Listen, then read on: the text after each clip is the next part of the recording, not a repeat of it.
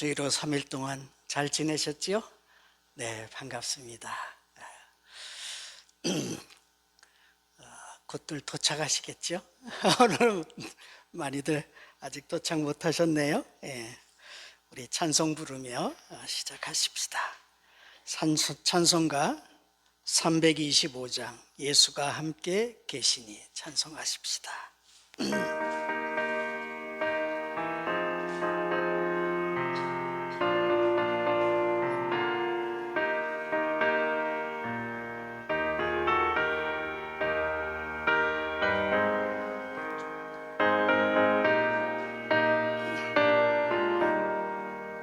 예수가 함께 계시니 시험이 오나 겁없네 기쁨의 근원 되시는 예수를 위해 삽시다. 날마다 주를 섬기며 언제나 주를 기리고 그 사랑 안에 살면서 딴 길로 가지 맙시다. 이 세상 사는 동안에 주름 전파하면서 무한한 복락 주시는 예수를 위해 삽시다. 날마다 주를 섬기며 언제나 주를 기리고 그 사랑 안에 살면서 딴 길로 가지 맙시다.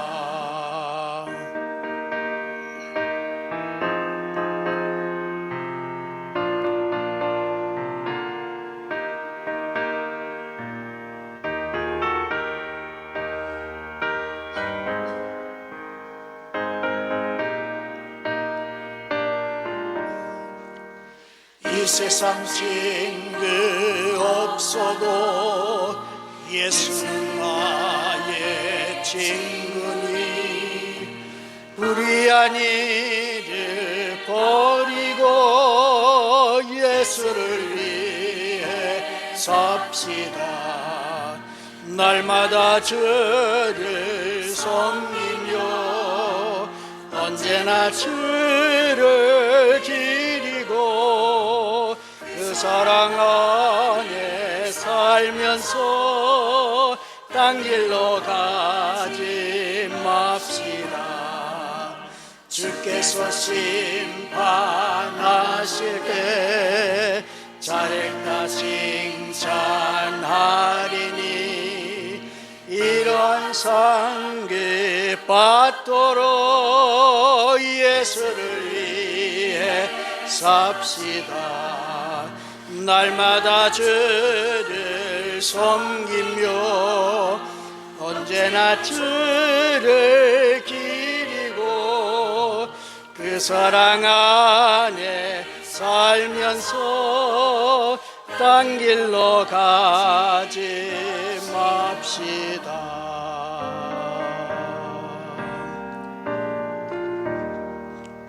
아멘. 기도하십시다. 자비하신 하나님 아버지, 모든 생명의 주인이 되시고 인도자 되심을 감사드립니다. 우리로 하여금 부활의 은총을 누리게 하시니 감사합니다.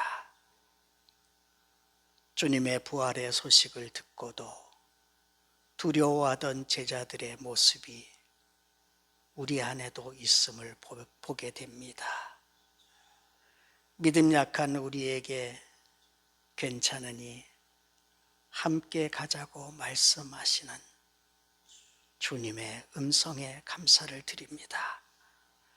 때때로 주저주저 할 때도 천천히 와도 좋으니 믿음 버리지 말라는 격려의 말씀에 또한 감사를 드립니다. 조금씩 믿음이 성장하고 성숙해지기를 원합니다. 속사람이 온전해지고 생각이 깊어지며 밝고 정확한 분별력으로 거짓 선동에 흔들리지 않는 주님의 자녀로 살아가기를 원합니다. 인생의 발자취를 돌아보면 아버지의 뜻을 이뤄가는 과정이 되게 하시고, 돌아보면 주께서 주신 지혜로 살아간 아름다운 삶의 발자취를 남기며 살게 하여 주옵소서. 지구촌의 어리석고 미련한 자들의 폭력을 꺾어주시고, 하나님을 경외하고 겸손히 주의 뜻에 순종하는 지도자들이 세워지게 하사 하늘의 평화가 온 누리에 임하게 하여 주옵소서. 먼저 이 땅에 그런 지도자가 세워지게 하시고, 이를 위해 주님의 교회들이 깨어 기도하고 주께서 선한 도구로 쓰시고자 하는 자를 잘 분별하여 바르게 선택할 수 있도록 은총 내려 주옵소서. 오늘도 온유 가족들을 어린 아이로부터 노년에 이르기까지 주님의 평안의 날개 아래 품어주시고, 공부하는 자녀들에게 지혜를, 삶의 현장에서 땀 흘려 수고하는 자들에게 보람을, 육신이 연약한 자들에게는 주님을 더욱 신뢰하며 날마다 강건해지게 하여 주옵소서. 이 시간도 주님의 말씀을 통해 우리가 가야 할 방향이 어디인지 알게 하시고, 그 말씀이 힘이 되고 능력이 되고 평안케 되는 놀라운 시간 되게 하여 주옵소서. 예수님의 이름으로 기도하옵나이다. 아멘. 찬송 한 장 더 부를 텐데요. 강권사님, 이 앞으로 나오세요. 아유, 이 자리가 비어 있으면 허전합니다. 어서 나오세요. 390장, 390장 찬송 더 하십시다.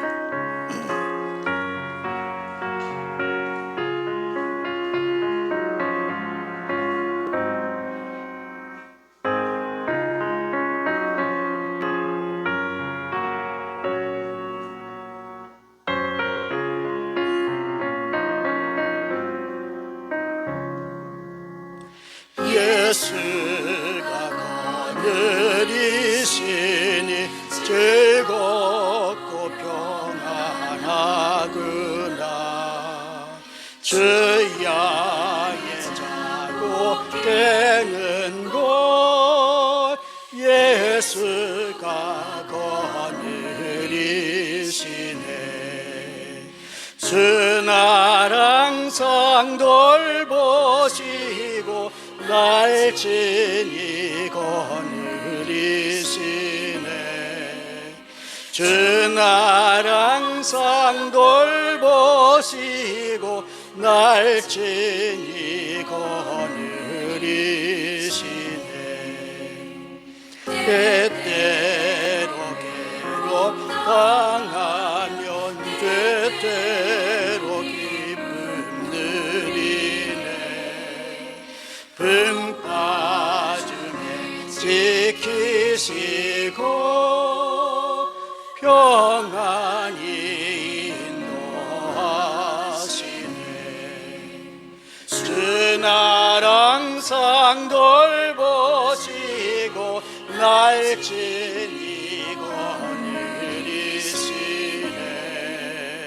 주 날 항상 돌보시고 날 친히 거느리시네.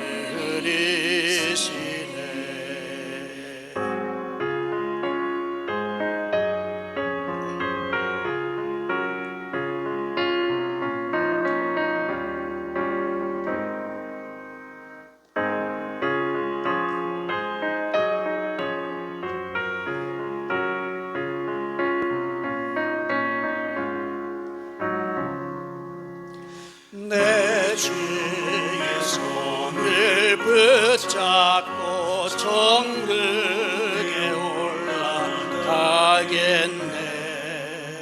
괴로우나 즐거우나 예수가 거느리시네.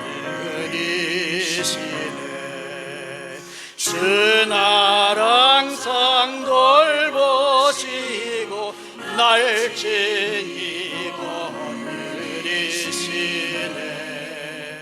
주 나를 항상 돌보시고 날 친히 거느리시네. 이 세상 이별할 때에 마귀의 권세 이기네. 천국에 가는 그 길도 예수가 거느리시네. 주 나를 항상 돌보시고 날 친히 거느리시네. 주 나를 항상 돌보시고 날 친히 거느리시네. 아멘.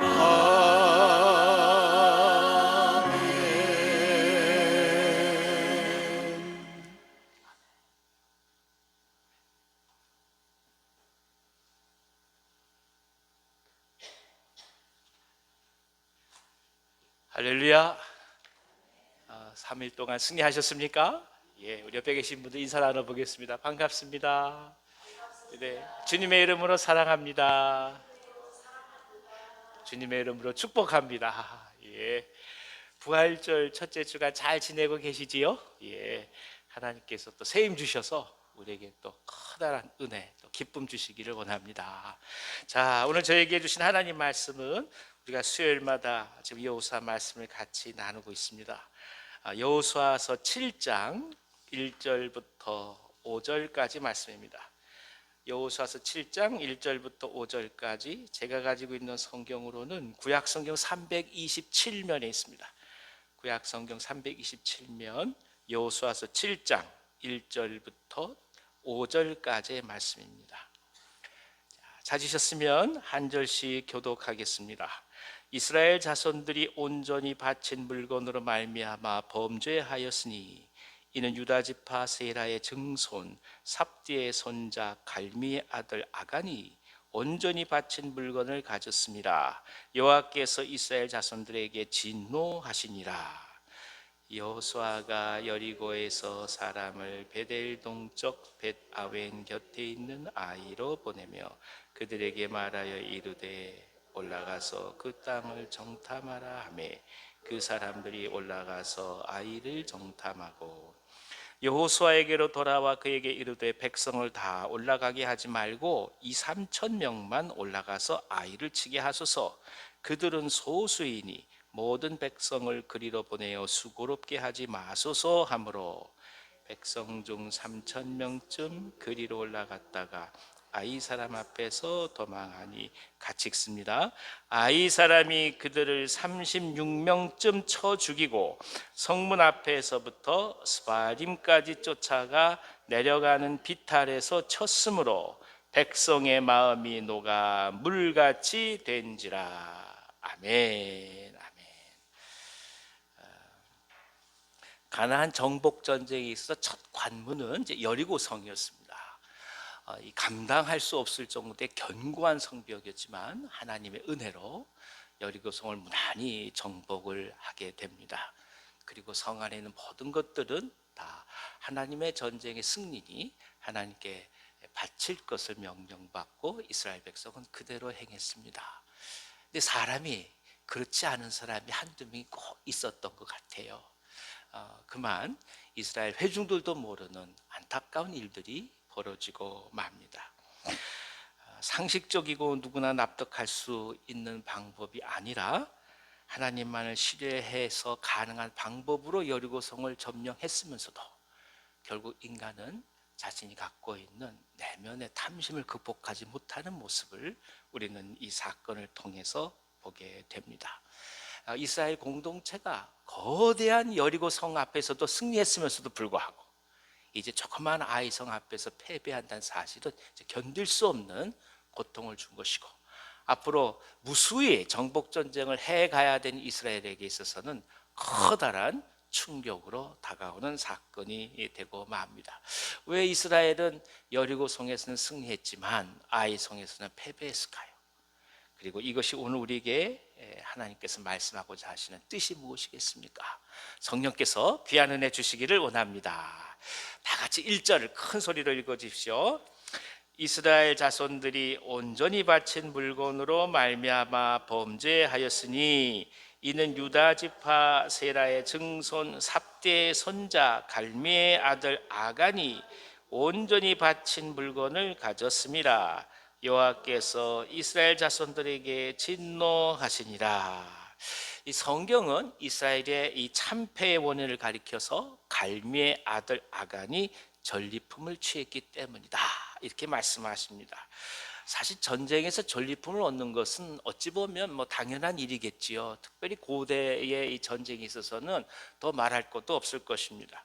전쟁이 일어나면 소유권이라는 것은 아무 의미가 없게 됩니다. 그저 힘 있는 사람들이 차지하는 것이고 승리하는 자가 패배한 자의 모든 것을 가지는 것이 당연시 되는 그런 상황이 전쟁입니다. 하지만 이스라엘은 여리고성의 승리에서 그 어떤 전리품도 얻지 말라고 하나님으로부터 신탁을 받았습니다. 이유는 이 모든 전쟁의 승리가 이스라엘의 힘과 노력으로 이루어진 것이 아니라 하나님으로부터 비롯되었다라는 사실을 하나님께서 깊이 가르쳐 주시기 위함이었던 것입니다. 하나님은 은혜를 베푸셨지만 인간은 그런 상황 속에서 역시 자신의 이익을 위하여 탐심을 가질 수밖에 없는 그런 존재라는 사실이 우리로 하여금 참으로 서글프게 한다, 그렇게 이야기할 수 있을 것입니다. 우리는 여기서 인간이 갖고 있는 모습이 뭔지를 또 한번 깨달아요. 먼저는 인간은 끊임없이 자신을 향해 달려갈 수밖에 없는 존재다라는 겁니다.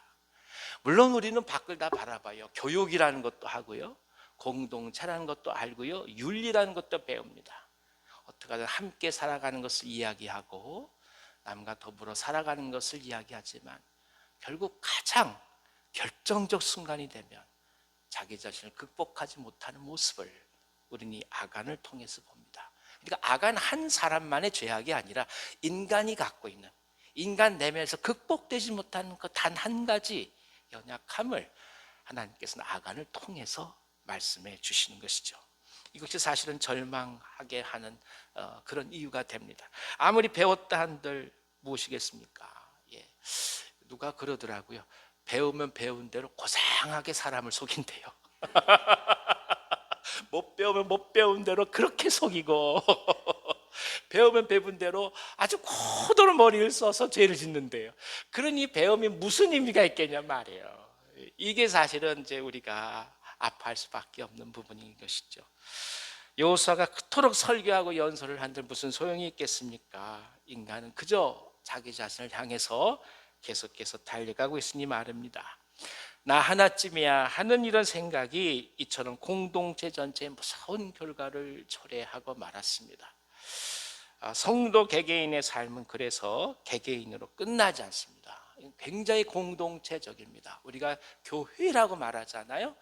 이 교회라는 것이 어떤 일단의 군중들로부터 불림을 받았다는 뜻이거든요. 불림을 받은 사람들을 각자로 떨어뜨려 놓지 않으시고 하나님께서 하나의 모임으로 교회로 삼으신 이유는 공동체를 통해서 서로가 서로를 보완해 갈 수 있기 때문 아니겠습니까? 그 정도로 우리 하나는 약해요. 그러니까 우리 한 사람이 공동체에 미칠 영향 또한 사실 크다고 얘기할 수밖에 없는 것입니다. 한 사람만의 문제가 아닌 우리들의 문제고 한 사람 개인으로 책임질 수 있는 문제가 아닐 때가 많습니다. 신앙은 때로 희망과 소망이라는 하나님의 격려가 필요합니다. 하지만 한 사람의 부주의한 죄악은 공동체 전체에 절망을 가져올 수 있음을 기억해야 합니다. 그러니까 우리가 사랑을 통해서 깨닫는 게 뭡니까? 희망이잖아요. 예. 참, 내 죽어 마땅한데 이러고 막 갈팡질팡하는데 그 하나님의 사랑을 깨달으면서 우리도 살만한 존재라고 생각하는 게 무엇입니까? 그게 희망이잖아요. 그러니까 하나님은 결국 우리 가운데 희망을 주신단 말이에요.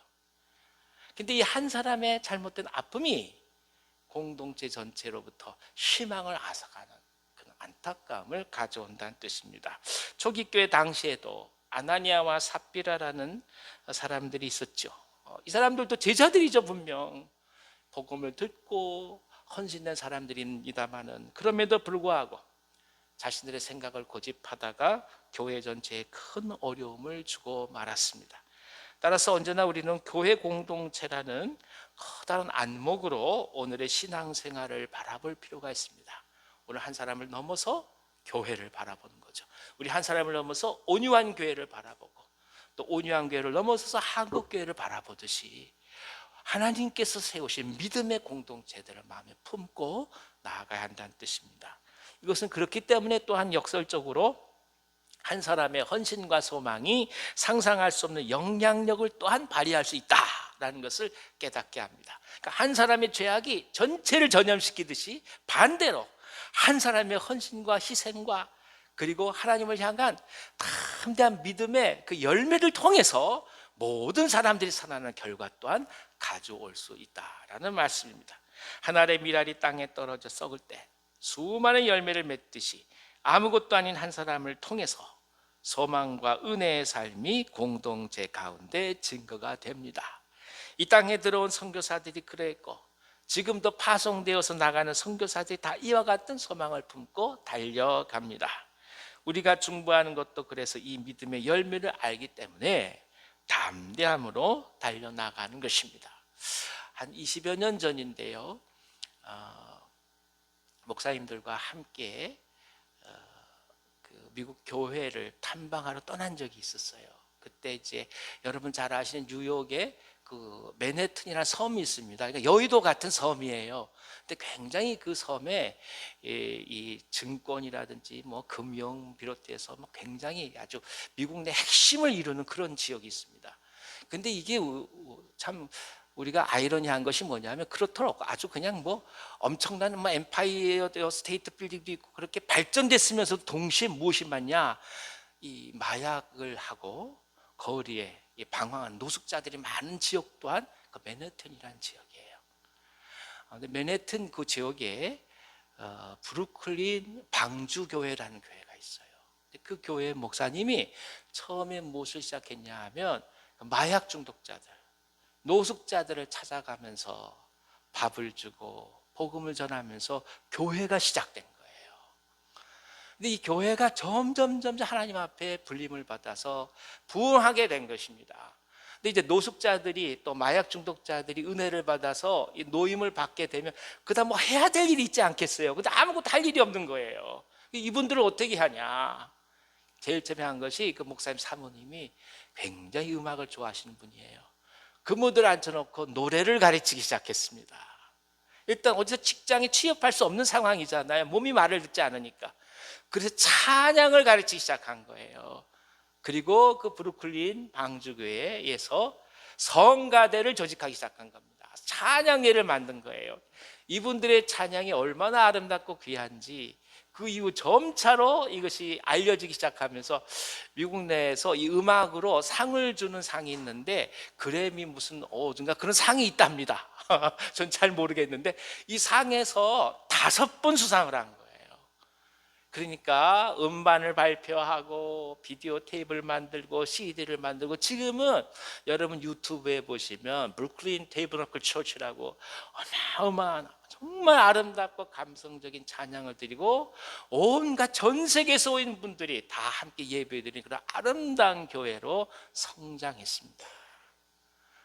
노숙자들 지나치지 않고 마약 중독자들 버리지 않은 단 한 분의 헌신으로부터 아름다운 하나님의 나라가 이루어지게 된 거예요. 이게 한 사람의 영향력 아니겠습니까? 한 사람이 중요합니다. 하나님은 그 한 사람을 찾으십니다. 그 한 사람이 세상에 있을 때 세상은 빛을 보고 하나님께 돌아옵니다. 우리가 바로 그 역할을 할 사람들로 불림받고 오늘을 살아가는 것입니다. 우리의 경건 생활이 가정에 희망을 주고, 우리의 믿음이 직장에 영향을 주고, 아무것도 아닌 것 같지만 우리들의 선택을 통해서 세상은 조금씩 변화해 나갈 것입니다. 의인의 기도는 하늘을 움직입니다. 하나님의 나라를 위하여 동역할 자들 하나님께서 부르시고 있기 때문입니다. 예전에 우리 어머님들 보면 사실 먹을 게 끊어져서 금식기도 하셨잖아요. 말이 좋아서 금식기도지 그냥 금식할 수밖에 없었던 거예요. 집에 뭐 음식이 떨어지니까 할 수 없어서 그나마 자식들 남편들 먹이고 그렇게 배고리 하면서 기도하고 그러셨다고요. 그런데 그 기도를 통해서 가정들이 일어난 거 아니겠어요? 그 기도를 통해서 자식들이 자라나고 하나님의 사람들이 되고 이 땅에서 지금 든든한 근간을 이루는 사람들로 성장한 거 아니겠습니까? 그렇습니다. 하나님은 우리 기도를 들으시고 응답하십니다. 당신을 통해 공동체 하나님의 생명이 그래서 증거되기를 기도합니다. 소망이 증거되기를 기원합니다. 자, 2절로 3절 읽어주십시오. 여호수아가 여리고에서 사람을 베델 동쪽 벳아웬 곁에 있는 아이로 보내며 그들에게 말하여 이르되 올라가서 그 땅을 정탐하라 하매 그 사람들이 올라가서 아이를 정탐하고 여호수아에게로 돌아와 그에게 이르되 백성을 다 올라가게 하지 말고 2-3천 명만 올라가서 아이를 치게 하소서. 그들은 소수이니 모든 백성을 그리로 보내어 수고롭게 하지 마소서 하므로. 아이성은 작은 성이었습니다. 그러니까 정탐꾼들이 보기에 정복하기 쉽게 보인 거죠. 2-3천 명으로 충분하다 이렇게 얘기를 합니다. 근데 이게 중대한 착오였던 것입니다. 아이성 전투에 대해서 하나님의 뜻을 묻지 않은 경솔함이 결국에는 전쟁에서 패배한 원인이 되었습니다. 사실 여리고성의 승리는 이스라엘의 승리를 도취하게 만들어버리고 말았습니다. 더 이상 하나님을 향해 묻지 않고 보이는 대로 느끼는 대로 도전하고 쟁취하는 삶 이상을 볼 수 없도록 만들고 말았습니다. 그래서 우리는 여기서 중요한 영적인 메시지를 발견합니다. 먼저는 어제의 승리가 오늘의 승리를 보장하는 것은 아니다라는 것입니다. 과거의 승리는 하나님의 도우심으로 이루어졌습니다. 오늘 아무리 작은 일이라 할지라도 그것 또한 마땅히 하나님께 물어야 하고 그 뜻을 따르는 것이 순리입니다. 하지만 사람들은 지극히 일상적으로 과거의 승리가 오늘도 자연스럽게 올 것이라 예상합니다. 우리가 예배를 준비하고 행사를 준비할 때 이 같은 경우를 참 많이 경험해요. 과거에는 잘 됐거든요. 근데 어떻게 된 것인지 이번에 하다 보면 좀 안 될 때도 있거든요. 참 이상해요. 그렇게 다 했는데 다 이루어졌는데 그렇게 안 될 때가 많거든요. 어제는 문제가 없었는데 예상하지 못한 문제가 발생합니다. 제가 방송실에 있다 보면 이걸 많이 느끼는데요. 막 전날 예행 연습하고 다 해요. 당일날 가면 이상하게 소리가 안 나와요. 다 준비해놨어요. 막 그때는 막 그냥 약 올라가지고 막 어쩔 바를 모르겠는 거예요. 그걸 어떻게 하겠어요? 사람 생각만을 되는 게 아니죠. 기도함으로 하나님 앞에 맡기면 또 나가야 되는 거 아니겠습니까? 그렇습니다. 어제의 승리에 도취되어서는 안 됩니다. 오늘은 또 오늘입니다. 오늘을 준비하며 하나님께 나아가야 합니다. 만나는 어제 거둔 곳으로 오늘 먹을 수가 없어요. 만나는 매일매일 거둬야 합니다. 오늘은 오늘대로 또 가야 합니다. 이것을 그래서 두려워할 필요는 없습니다. 매 순간이 하나님의 섭리를 경험하는 하나님의 학교이기 때문입니다. 또 하나는 우리의 방법이 아무리 세련되고 그리고 잘 준비되어 있다 할지라도 하나님의 은혜가 아니고서는 열매를 거둘 수가 없음을 기억해야 합니다. 적어도 광야 43년 동안 이스라엘은 어찌 보면 싸움꾼으로 성장한 것입니다. 이제 예전 어른들 얘기해 보면 피난 내려올 때 뭐 아무것도 없잖아요. 그럼 일단 가족 많은 집이 이기는 거예요. 그냥 아무 집이나 밀고 들어가는 거예요. 그러면 그 집의 주인들도 쫓겨나는 거예요, 한쪽으로. 이런 삶을 사는 거죠. 그러니까 그 상황을 많이 겪은 사람들은 그냥 쌓아놓을 수밖에 없고 그냥 전투적이 돼가는 거예요. 이스라엘 생각해 보십시오. 43년 동안 광야에서 살았습니다. 이 사람들은 그냥 몸에 체질이 된 거예요. 싸우는 것이. 그러니까 자기들이 볼 때 아무것도 아니라고 생각하는 거죠. 아이성이. 근데 그렇게 되는 것이 아니라는 거예요. 아무리 사람의 경험이 있고 안다 할지라도 그렇게 되는 것이 아니다 이거죠.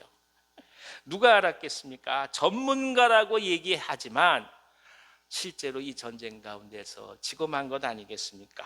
우리는 물론 최선을 다합니다. 밤을 새워서 준비합니다. 하지만 그것이 전부가 아니라는 것을 하나님 앞에 고백하며 나아갑니다. 하나님의 은혜가 아니고선 그 어떤 열매도 거둘 수가 없기 때문입니다. 지혜와 지식의 근본은 그래서 하나님이십니다. 무엇을 하든 어떤 일을 하든 학생들이라면 공부를 하든 그 어떤 것을 하든 진정한 지도자요 진정한 선생님이신 하나님께 나아가는 것이 중요합니다. 그분께 맡기며 달려가는 것입니다. 자, 4절로 5절을 읽어주십시오. 백성 중 3,000명쯤 그리로 올라갔다가 아이 사람 앞에서 도망하니 아이 사람이 그들을 36명쯤 쳐 죽이고 성문 앞에서부터 스바림까지 쫓아가 내려가는 비탈에서 쳤으므로 백성의 마음이 녹아 물같이 된지라. 하나님을 떠난 이스라엘의 공격은 허망하게 실패로 끝났습니다. 36명이 목숨을 잃었고 더욱이 마음이 녹아서 물같이 되었다 이렇게 얘기를 합니다. 그러니까 이 사기가 극도로 떨어진 거죠. 앞으로 이 전쟁을 어떻게 할까?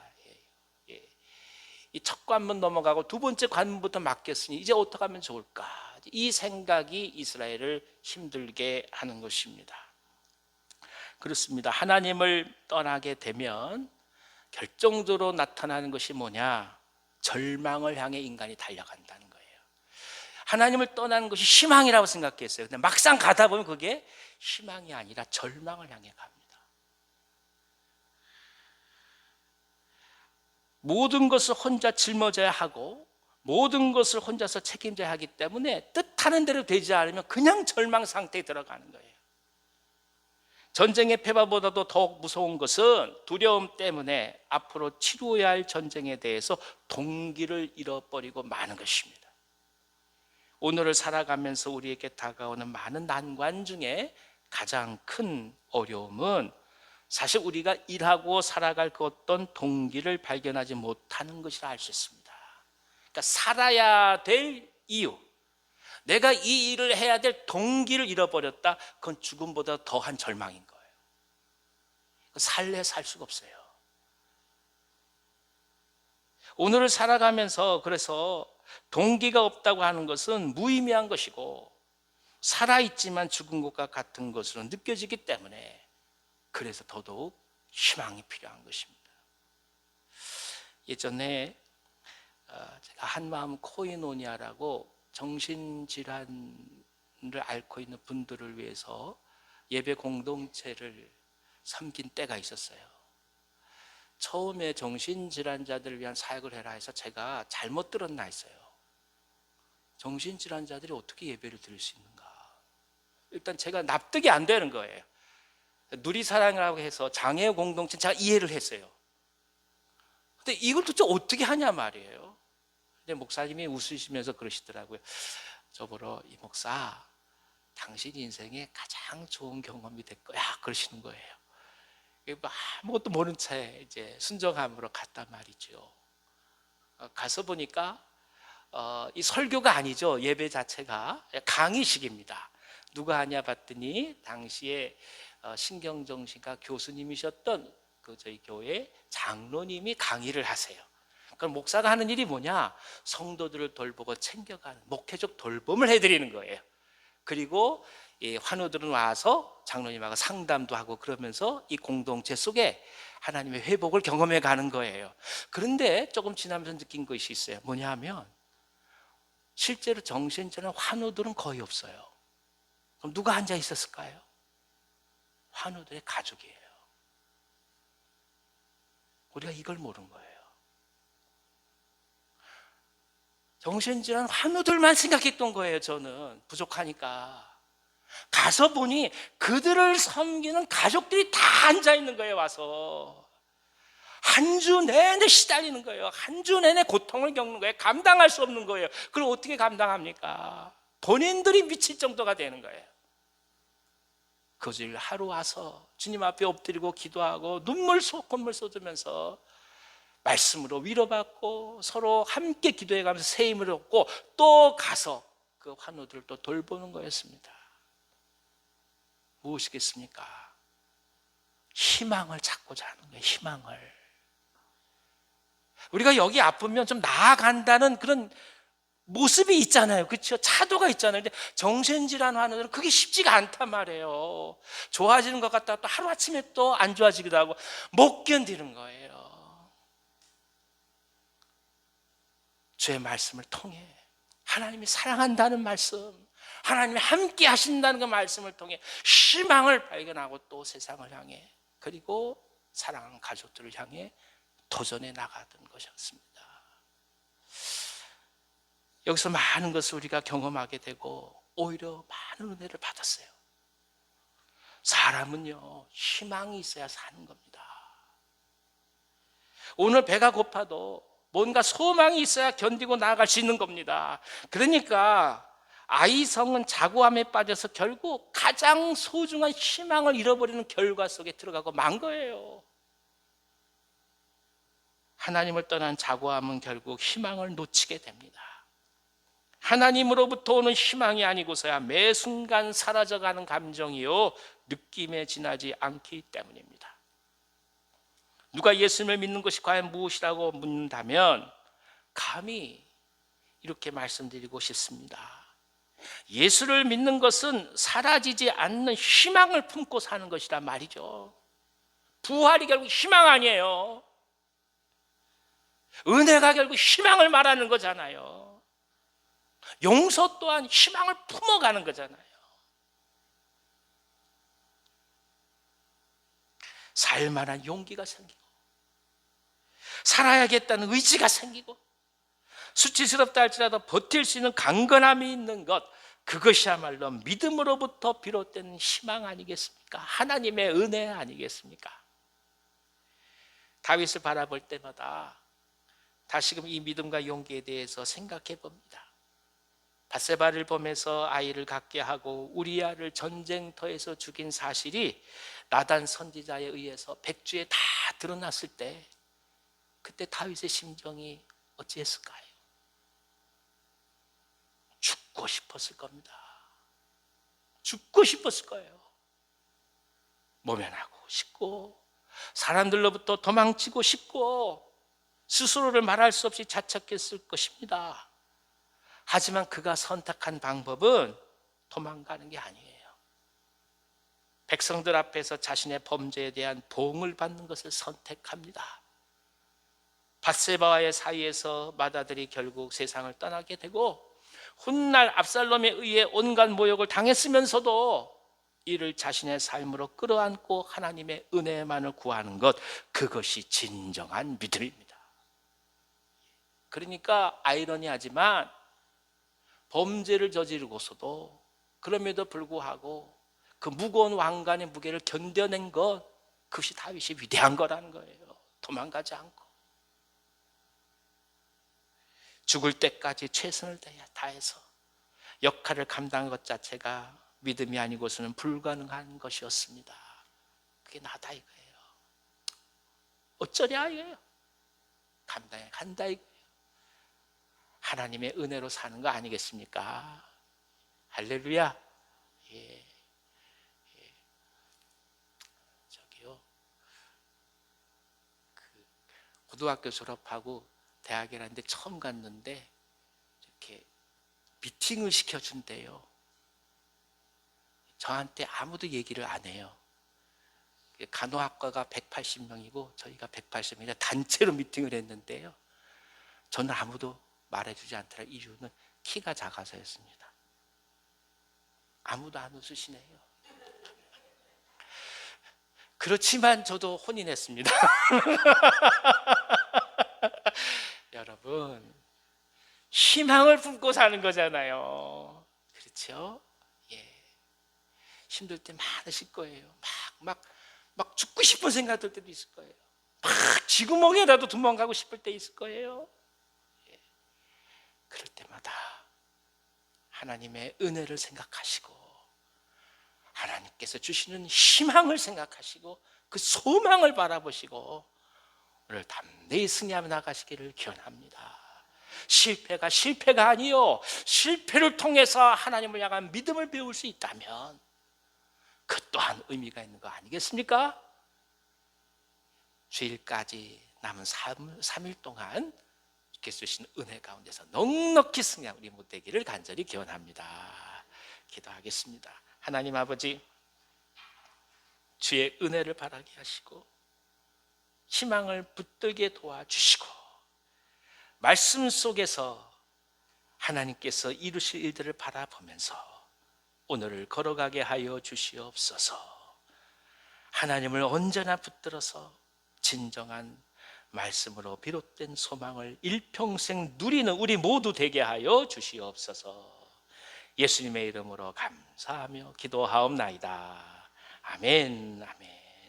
우리 말씀 기억하시면서 찬송가 545장 같이 찬송하겠습니다. 545장입니다. 이 눈에 아무 증거 아니 비어도.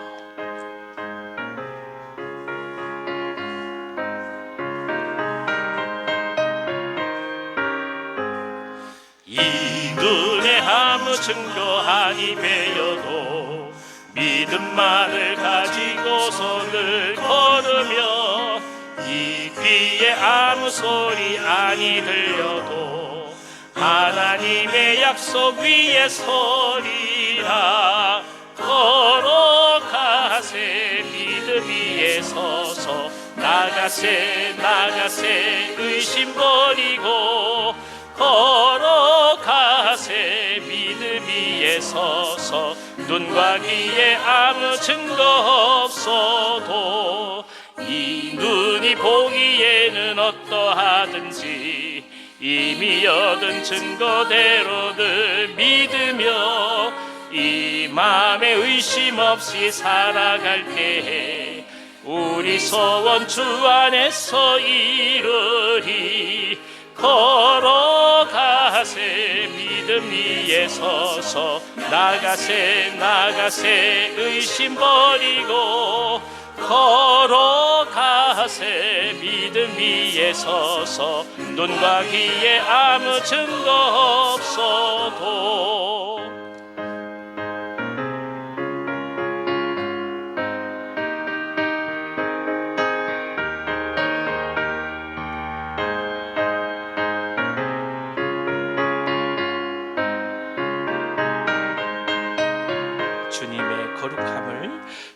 주님의 거룩함을 두고 맹세한 주 하나님 아버지는 참 미쁘다.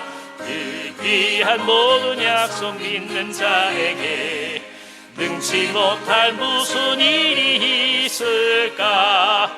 걸어가세 믿음 위에 서서 나가세 의심 버리고 걸어가세 믿음 위에 서서 눈과 귀에 아무 증거 없어도.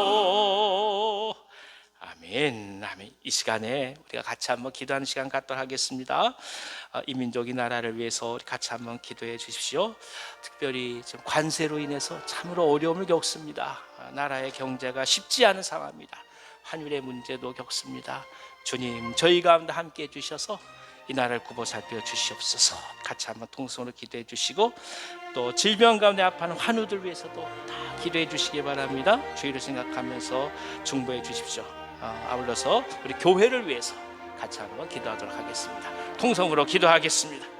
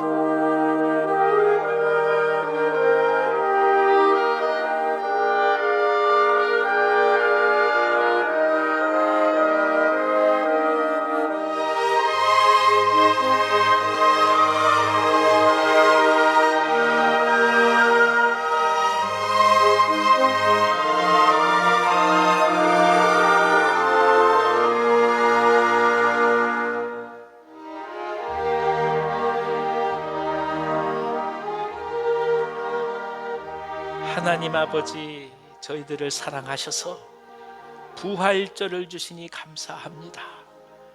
부활하신 예수님을 선물로 주셔서 감사합니다. 부활의 주님을 가슴에 품고 일평생 부활의 기쁨을 누리며 살아가는 우리가 되게 하여 주시옵소서. 힘든 일도 많고 어려운 일도 많고 눈물 흘릴 일도 많고 가슴 칠 일도 많지만 그럼에도 불구하고 부활의 주님이 계시기에 기뻐하게 하시고 희망을 품게 하여 주시고 소망을 놓지 않게 하여 주시옵소서. 그리하여 사랑하게 하시고 그리스도와 더불어 사는 삶을 기뻐할 수 있도록 인도하여 주시옵소서. 이 민족과 이 나라를 불쌍히 여겨 주시기를 원합니다. 아버지 하나님, 이 땅의 경제가 심히 어려움 가운데에서 주님께 엎드려 구할 수밖에 없습니다. 중국과 미국 사이에 고통스럽게 껴일 수 있을 수밖에 없는 저희들의 현실을 주님 아시지 않습니까? 아버지, 불쌍히 여겨 주시옵소서. 거대한 두 나라 틈바구니 가운데 심지어 일본까지도 옆에 있는 이 상황 속에서 우리가 얼마나 고달프게 삶을 살아가는지 주님 아시지 않습니까?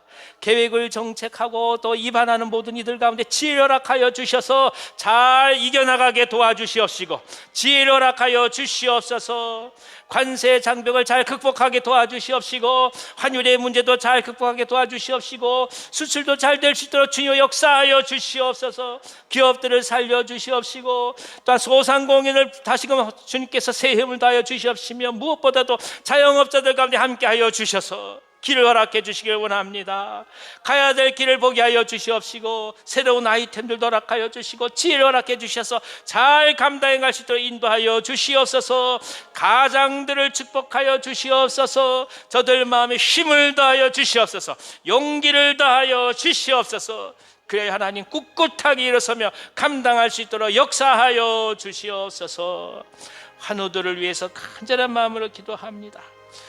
허리 디스크 수술 이후에 주 앞에 기도하는 종들이 있습니다. 신경통 고혈압으로 밤에 또한 잠을 못 이루면서 주 앞에 기도하는 종들도 있습니다. 근육통 아파하는 종들도 있습니다. 주여 역사하여 주시옵소서. 당뇨 아파하는 분들, 수술 이후에 주 앞에 나가는 종들도 있습니다. 암 극복을 위하여 기도하는 종들이 있습니다. 녹내장을 비롯해서 고통스러운 가운데 주 앞에 간구하는 종들도 있습니다. 무릎 관절의 회복을 위하여 기도하는 종들이 있으며 마음의 심각한 아픔으로 주 앞에 나아가는 종들도 있습니다. 오랜 시간 동안 약물을 퇴하는 가운데서 주 앞에 기도하는 종들도 있습니다. 한 분 한 분 주님 함께하여 주시옵소서. 치아로 인해서 고통받는 종들도 있사오니 주여 역사하여 주시옵소서. 감기를 비롯한 코로나로 아파하는 종들도 있습니다. 주여 이 시간에 찾아가 안수하여 주셔서 한 분 한 분 완전한 회복이 있게 하여 주시옵소서. 나음이 있게 하여 주시옵소서. 병만은 다 떠나가게 하여 주시옵시고 하나님께 주시는 새 희망과 새 능력과 그리고 건강함이 가득하게 하여 주시옵소서. 특별히 하나님 모든 질환들이 저희들의 마음을 약하지 않게 하여 주시옵소서. 예수로 명하노니 모든 사랑하는 교우들 가운데서 마음을 약하게 하며 질병으로 하나님께 나가는 것을 가로막는 모든 사단의 세력들은 한 길로 왔다 일곱 길로 떠나갈지어다. 예수 이름으로 명하노라. 아버지 하나님, 저희 가운데 힘을 다하여 주시고 능력을 다하여 주시고 감당할 수 있는 용기를 다하여 주시고 강건함을 다하여 주시고 기쁨을 다하여 주셔서 우리 모든 인생 가운데 능히 승리하며 나갈 수 있도록 역사하여 주시옵소서. 교회를 위하여 간절한 마음으로 기도합니다. 성령 충만하게 하여 주시옵고 저희들의 마음이 그리스도의 마음을 부단히 닮아가게 하여 주시옵시고 매일매일 모든 이들이 이 귀한 교회 가운데서 영적 양식을 풍족히 공급받을 수 있도록 주여 역사하여 주옵소서. 말씀의 흥왕함을 역사하여 주시옵소서. 기도의 흥왕함을 역사하여 주시옵소서. 그리하여 인근 지역 가운데 하나님의 귀한 복음을 잘 증거하게 도와주시옵시고 방황하는 영혼들 그리고 아파하는 영혼들이 함께 예배할 수 있도록 인도하여 주옵소서. 아버지 하나님, 믿음으로 주 앞에 나아가옵니다. 저희들의 마음을 견고케 하여 주시옵시고 성령께서 언제나 인도하여 주시옵소서. 예수님의 이름으로 감사하며 기도하옵나이다. 아멘. 주님 가르치신 기도로 수요 기도회를 마치겠습니다. 하늘에 계신 우리 아버지여, 이름이 거룩히 여김을 받으시오며 나라가 임하시오며 뜻이 하늘에서 이루어진 것 같이 땅에서도 이루어지라. 오늘 우리에게 일용할 양식을 주시옵고 우리가 우리에게 죄 지은 자를 사하여 준 것 같이 우리 죄를 사하여 주시옵고 우리를 시험에 들게 하지 마시옵고 다만 악에서 구하시옵소서. 나라와 권세와 영광이 아버지께 영원히 있사옵나이다. 아멘. 아멘. 하나님 앞에 감사의 박수 올려드리겠습니다. 수요 기도를 마쳤습니다. 오늘 승리하시고 또 주일날 뵙도록 하겠습니다. 오늘 우리 이선희 권사님께서 맛있는 또 음식을 준비하셨다 합니다. 함께 식사하시고 가시기 바랍니다.